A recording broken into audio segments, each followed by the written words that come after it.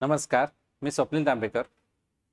IBPS, PO, SO आणि clerk यासाठी आपल्याला 11 बँकांचा प्रेफरन्स द्यायचा आहे आणि हा प्रेफरन्स कसा द्यायचा याबद्दलचा हा व्हिडिओ आहे. सो हा व्हिडिओ शेवटपर्यंत बघा, कारण या प्रेफरन्सवर तुमचं पूर्ण पुढचं करिअर अवलंबून आहे. आयुष्यातला तुमच्यातला सगळ्यात महत्त्वाचा निर्णय तुम्ही आता घेणार आहात, त्यामुळे पूर्ण विचारपूर्वक हा निर्णय घ्या. बऱ्याच स्टुडंटना मी चुकीची बँक मिळाल्यामुळं ऑफिसर असून देखील रिझाईन करून क्लेरिकलसाठी म्हणून दुसरी बँक जॉईन केल्याचं मी बघितलेलं आहे. सो फार काळजीपूर्वक हा तुम्हाला प्रेफरन्स द्यायचा आहे. अजिबात व्हिडिओ तुम्ही स्किप करू नका, शेवटपर्यंत बघा आणि त्यानंतरच प्रेफरन्स द्या. हा प्रेफरन्स IBPS, PO, SO आणि क्लर्क यांच्यासाठी सेम असणार आहे. कोणत्या बँक आहेत तर नोटिफिकेशन प्रमाणे टोटल 11 बँक पब्लिक सेक्टर बँकांसाठी ही जी कॉमन एक्झाम होते यामध्ये ह्या 11 बँक आहेत. 11 बँक बद्दलच आपण बोलणार आहोत आणि याचाच आपण प्रेफरन्स देऊ शकतो. तर प्रेफरन्स देताना नेमक्या कुठल्या गोष्टींचा विचार करावा. तर पहिलं आहे number of vacancies. Number of vacancies याचा अजिबात विचार करू नये. नंबर ऑफ वॅकन्सीज विचार करून सध्या जागा किती निघालेत यानुसार तुम्हाला प्रेफरन्स द्यायचा नाहीये. बरीच मुलं ही मिस्टेक करतात, ज्याच्या जास्त वॅकन्सी त्याचा वर प्रेफरन्स देतात. असं करायचं नाही. नंबर ऑफ वॅकन्सीज वर प्रेफरन्स द्यायचा नाही, हे डोक्यामध्ये पक्क ठेवा. त्यानंतर कुठला विचार करायला पाहिजे, चान्सेस ऑफ प्रायव्हेटायझेशन. प्रायव्हेटायझेशन होणार आहे का तर सध्या तरी गव्हर्नमेंटच्या अजेंड्यावर कुठलेही बँकेचं प्रायव्हेटायझेशन नाही आहे, त्यामुळे हा मुद्दा थोडासा बाजूला राहतो. तरी देखील मायनॉरिटी स्टेक सेल चालू आहे, त्याच्याबद्दल मी थोडंसं पुढे डिटेलमध्ये बोलणार आहे. पण सध्या तरी प्रायव्हेटायझेशनचा एवढा काय इश्यू नाही आहे, तरी देखील आपण बोलूया. Financial health of bank. आता बघा, आजकाल सगळ्या पब्लिक सेक्टर बँकांची फायनान्शियल हेल्थ बऱ्यापैकी इम्प्रूव्ह झालेली आहे. तरी देखील कुठली साईज नुसार आपण विचार करू शकतो, कुठली बँक मोठी कुठली बँक लहान, तो देखील विचार आपण पुढे केलेला आहे. सगळ्यात महत्त्वाच्या दोन गोष्टी आहेत, एक म्हणजे ग्रोथ अपॉर्च्युनिटीज आणि दुसरं म्हणजे पोस्टिंग तुम्हाला कोणतं पाहिजे आहे. म्हणजे तुम्ही PO बनल्यानंतर स्केल 1 पासून स्केल 2 पर्यंत किती वर्षात पोहोचता, किंवा क्लर्क म्हणून जॉईन झाल्यानंतर तुम्ही किती वर्षानंतर PO बनता. ह्या ग्रोथ अपॉर्च्युनिटीज बघणं हे फार महत्त्वाचं आहे. आणि त्याच सोबत दुसरा एक महत्त्वाचा मुद्दा येतो, तो म्हणजे तुम्हाला पोस्टिंग कुठे पाहिजे आहे. म्हणजे तुमच्या घराजवळ पाहिजे आहे, तुमच्या राज्यामध्ये पाहिजे आहे, की तुम्हाला ऑल इंडिया पोस्टिंग चालतं. या सगळ्या गोष्टीचा आपण या ठिकाणी डिस्कशन करणार आहोत आणि त्यानुसार हा प्रेफरन्स लिस्ट ठरवणार आहोत. तर पहिला मुद्दा होता प्रायव्हेटायझेशनचा. चान्सेस ऑफ प्रायव्हेटायझेशन आहेत का तर पहिल्यांदा प्रायव्हेटायझेशनचा प्लॅन आपल्या NDA गव्हर्नमेंटने 2021-22च्या बजेटमध्ये डिक्लेअर केला होता. पण 2021-22च्या बजेट नंतर रिसेंटली हे 24-25चं आलं, पण कुठलीही बँकचं प्रायव्हेटायझेशन आतापर्यंत झालं नाहीये. एक्सेप्शन फक्त IDBI बँक आहे. या IDBIचं ही एकच अशी केस आहे जे फुल प्रायव्हेटायझेशन होणार आहे. सो IDBI ही फुल्ली प्रायव्हेट बँक होणार आहे. मात्र बाकीचा जो प्रायव्हेटायझेशनचा जो अजेंडा होता तो तुर्तास होल्डवर ठेवण्यात आलेला आहे. हे 2024-25च्या बजेटमध्ये क्लिअरली सांगितलेलं आहे. त्यामुळे प्रायव्हेटायझेशनचे सध्या तर आपल्याला अजिबात धोका नाही. त्याच्यानंतर 5 स्मॉलर पब्लिक सेक्टर बँक ज्या आहेत यांच्यामध्ये मायनॉरिटी स्टेक सेल केले जात आहे.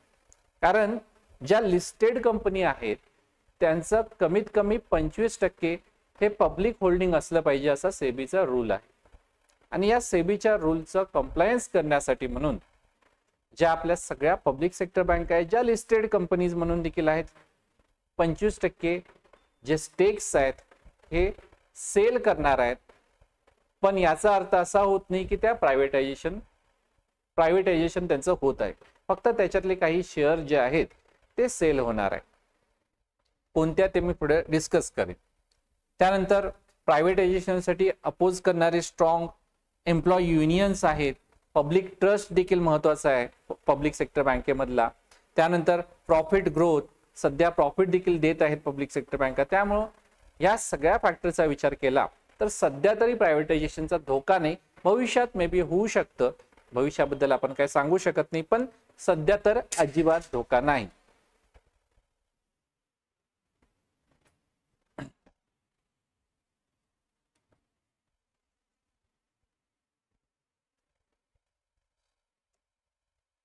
सो मायनॉरिटी स्टेक सेल बद्दल मी बोललो होतो. स्टेट बँक ऑफ इंडिया यामध्ये सध्या तरी बघा, जर आपण टोटल अगोदर आपण साईज बघूया, त्यानंतर मायनॉरिटी स्टेक सेल बघूया. साईज नुसार आपण बँकांचं रँकिंग लावायचं म्हटलं तर सगळ्यात मोठी बँक जी आहे ती स्टेट बँक ऑफ इंडिया आहे, जे ऑब्व्हियसली या रिक्रुटमेंटचा भाग नाही. साधारण मार्केट शेअर याचा 23 ते 25% आहे. त्यानंतर 2 नंबरला PNB येते, 3 नंबरला BOB येते. साईज नुसार म्हणजे यांचा टोटल बिझनेस जो आहे, या टोटल बिझनेस नुसार SBI, PNB, BOB, त्यानंतर Canara, union, bank of India, Indian bank, central bank, Indian overseas bank, UCO bank, bank of Maharashtra, Punjab and Sind bank, असा हा साईज नुसार बिझनेस नुसार सगळ्यात ज्यादा बिझनेस SBIचा, सगळ्यात कमी बिझनेस पंजाब अँड सिंध बँकचा असा हा सिक्वेन्स आहे. मग यानुसार तुम्ही प्रेफरन्स देणार का? तर यानुसार देखील आपल्याला प्रेफरन्स द्यायचे नाहीत. फक्त तुमच्या समोर एक चित्र उभं असावं की सगळ्यात मोठी बँक कोणती, 2 नंबरची कोणती, 3 नंबरची कोणती, हे पब्लिक सेक्टर बँकांबद्दल आपण बोलत आहोत, हे चित्र तुमच्या समोर असावं म्हणून मी हा तुमच्या समोर डेटा ठेवलेला आहे. ओके, आता मगाशी मी तुम्हाला मायनॉरिटी स्टेक डिसइन्व्हेस्टमेंट बद्दल सांगितलं होतं. सेबीचा रूल आहे की कमीत कमी 25% पब्लिक होल्डिंग असलं पाहिजे ज्या लिस्टेड कंपन्या आहेत त्यामध्ये, आणि हे पब्लिक सेक्टर बँका देखील याला अपवाद नाही आहे. त्यामुळं जर आपण बघितलं तर स्टेट बँक ऑफ इंडियाचे गव्हर्नमेंट ऑफ इंडियाचा स्टेक साधारण 57% आहे, 57% आहे. त्यानंतर पब्लिकच्या हातामध्ये ऑब्व्हियसली 25% पेक्षा जास्त स्टेक आहेत, त्यामुळे इथं काय प्रॉब्लेम नाहीये. बँक ऑफ बडोदाचे 64% आहेत, 25% पेक्षा जादा पब्लिकच्या हातात आहे, त्यामुळे इथं तर काही प्रॉब्लेम नाही. युनियन बँक ऑफ इंडियामध्ये गव्हर्नमेंटचा स्टेक 74% आहे, हा देखील 25%च्या पेक्षा जादा पब्लिककडे आहे, त्यामुळे इथं देखील मायनॉरिटी स्टेक डिसइन्व्हेस्टमेंट होणार नाही. PNB मध्ये साधारण 70% आहे, 25% पेक्षा जादा पब्लिकच्या हातात आहे, इथं देखील होणार नाही. कॅनरा, इंडियन यामध्ये देखील होणार नाही. मात्र बँक ऑफ महाराष्ट्राचं सध्या 86.5% गव्हर्नमेंटकडे स्टेक आहे. आता तो मात्र त्याच्यातले मायनॉरिटी स्टेक डायल्युशन होणार आहे, हे सेल केले जाणार आहेत. याचा अर्थ बँक प्रायव्हेट होणार आहे असा होत नाही, कारण तुम्ही बघू शकता SBI मध्ये फक्त 57% गव्हर्नमेंटचे शेअर्स आहे. त्यामुळं प्रायव्हेट होणार असं मनामध्ये भीती ठेवू नका. बाकी मग कुठले होऊ शकतात? बँक ऑफ इंडियामध्ये ऑलमोस्ट 25% पेक्षा जादा आहे, नो प्रॉब्लेम.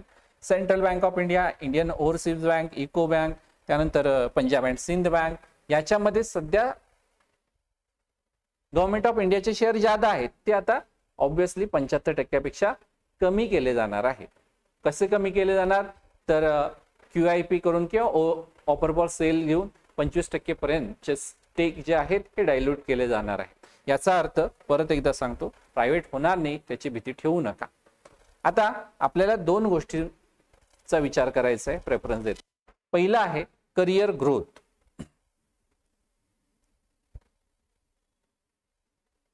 सो करिअर ग्रोथचा विचार करून मी ही प्रेफरन्स लिस्ट ठरवलेली आहे. यामध्ये सगळ्यात बेस्ट बँक ऑफ बडोदा, त्यानंतर कॅनरा, युनियन बँक, त्यानंतर bank of Maharashtra, Indian bank, PNB, BOI, बाकीचे तुम्ही हे 4 जे आहेत हे सगळ्यात शेवटी टाकायचे. सो यामध्ये फक्त एक करू शकता तुम्ही, हा जो आहे ना 6वा, हा इथं जरी टाकला तरी चालेल. बाकी मग तुम्ही ऍज इट इज ठेवू शकता, तुमची इच्छा. ओके, म्हणजे PNB तुम्ही 4थ्याला टाका, बाकीचे ऍज इट इज तुम्ही खाली घेऊ शकता. हा फक्त मी तुम्हाला एक पर्याय दिलेला आहे. Otherwise bank of Maharashtra bank छोटी आहे, फास्टेस्ट ग्रोईंग बँक आहे.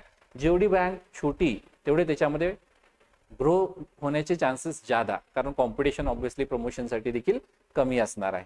पण PNB जर मोठी बँक आहे, तुम्हाला वर टाकायचं असेल बँक ऑफ महाराष्ट्राच्या, तर तुम्ही टाकू शकता. सो करिअर ग्रोथच्या दृष्टीने तुम्ही असा प्रेफरन्स देऊ शकता. यासाठी मी या बँकामध्ये काम करणाऱ्या जे आपले स्टुडंट्स आहेत त्यांच्याशी मी बोललेलो आहे आणि त्यांच्याशी डिस्कशन करूनच हा प्रेफरन्स मी तुमच्या समोर ठेवलेला आहे. ओके. त्यानंतर येतो होम पोस्टिंग. आता एक लक्षात ठेवा, ग्रोथ तर सगळ्यांना पाहिजे असते. म्हणजे क्लर्क झाल्यानंतर मी लगेच 3 वर्षात पीओ बनणार किंवा स्केल 1 झाल्यानंतर लगेच मी 2-3 वर्षामध्ये स्केल 2 होणार, होतच 2-3 वर्षामध्ये. पण सध्या तुमचा जो प्रेफरन्स आहे हा भविष्यामध्ये बदलू शकतो. सध्या तुम्हाला वाटतं मला करिअर पाहिजे, करिअरमध्ये ग्रोथ पाहिजे. भविष्यामध्ये तुम्हाला वाटेल की ग्रोथ पेक्षा स्टॅबिलिटी महत्वाची आहे. सो असे देखील आपले स्टुडंट्स आहेत जे गेले 8-9 वर्ष स्केल 1लाच आहेत, गेले 7-8 वर्ष क्लेरिकललाच आहेत.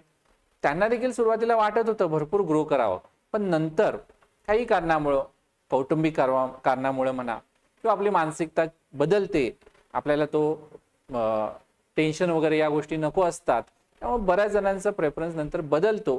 करिअर ग्रोथपेक्षा त्यांच्यासाठी स्टॅबिलिटी महत्वाची असते. त्यामुळं बऱ्याच जणांचा कल हा होम पोस्टिंग कसा मिळेल याच्याकडे असतो. ही जे करिअर ग्रोथ सांगितली, क्लर्क झाल्यानंतर तुम्ही ऑब्व्हियसली 3 वर्षामध्ये, काही बँकामध्ये 5 वर्षामध्ये पीओ बनवू शकता. सो क्लेरिकलला देखील तुम्ही हाच प्रेफरन्स देऊ शकता.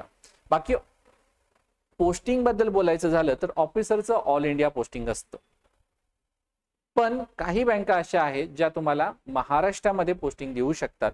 त्याचा विचार करून महाराष्ट्रासाठी स्पेसिफिकली तुम्हाला 2 बँका टॉपला टाकायच्या आहेत. त्या म्हणजे कोणत्या, तर बँक ऑफ इंडिया आणि बँक ऑफ महाराष्ट्र.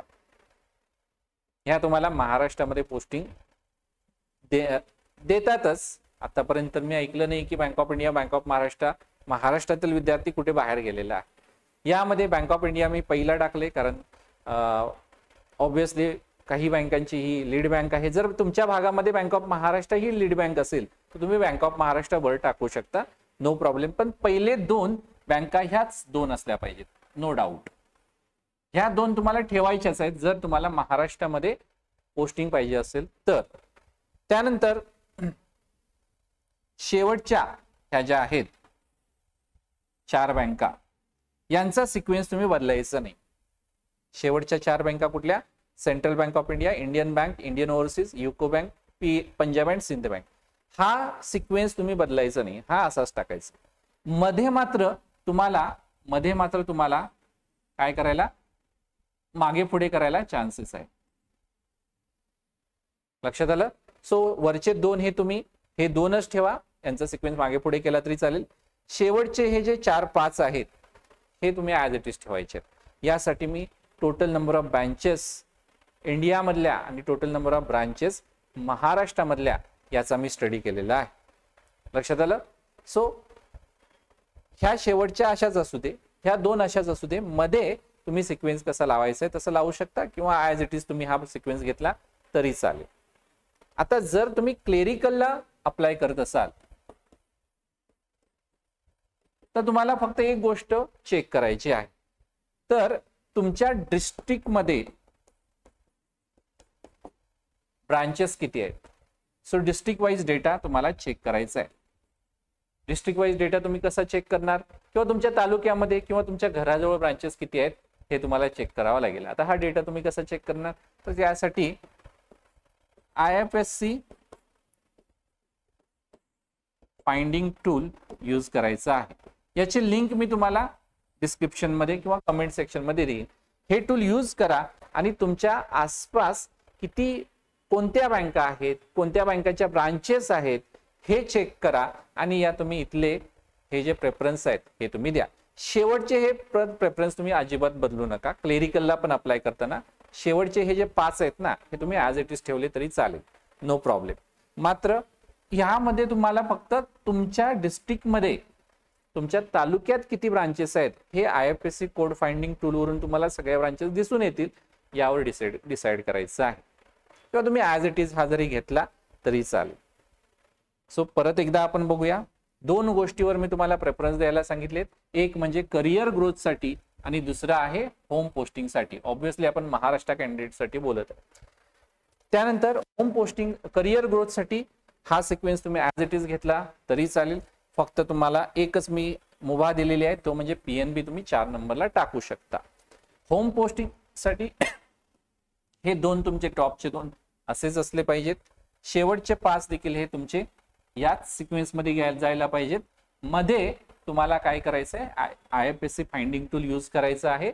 तुमच्या तालुक्यामध्ये, तुमच्या जिल्ह्यामध्ये, तुमच्या घराजवळ कुठली बँक आहे ते बघायचंय आणि त्याचा सिक्वेन्स ठेवायचा आहे. लक्षात आलं? क्लेरिकलला देखील असंच करायचं, SO ला देखील असंच करायचं आणि PO ला देखील असंच करायचं. हा सिक्वेन्स तुमच्या समोर आहे. एकदा तुम्ही याचा स्क्रीनशॉट मारा, डिटेलमध्ये विचार करा. खूप महत्वाचा निर्णय आहे तुमच्या आयुष्यातला. पूर्ण आयुष्य तुमचं बदलू शकतं. त्यामुळं फार काळजीपूर्वक निर्णय घ्या. आणि काही डाऊट असेल या सिक्वेन्स बद्दल, तुम्ही सिक्वेन्स तयार करा आणि एकदम मला जरी तुम्ही टेलिग्रामवर पाठवला तरी चालू शकेल. सो तुम्हाला हा व्हिडिओ कसा वाटला कमेंट सेक्शन मध्ये नक्की सांगा. काही डाऊट असेल तरी देखील तुम्ही कमेंट सेक्शन मध्ये विचारू शकता. हा डेटा सगळा काढण्यासाठी खूप मेहनत घ्यावी लागते. त्यामुळं लाईक करा, व्हिडिओ शेअर करा, सबस्क्राईब केलं नसेल तर कृपया सबस्क्राईब करा. धन्यवाद.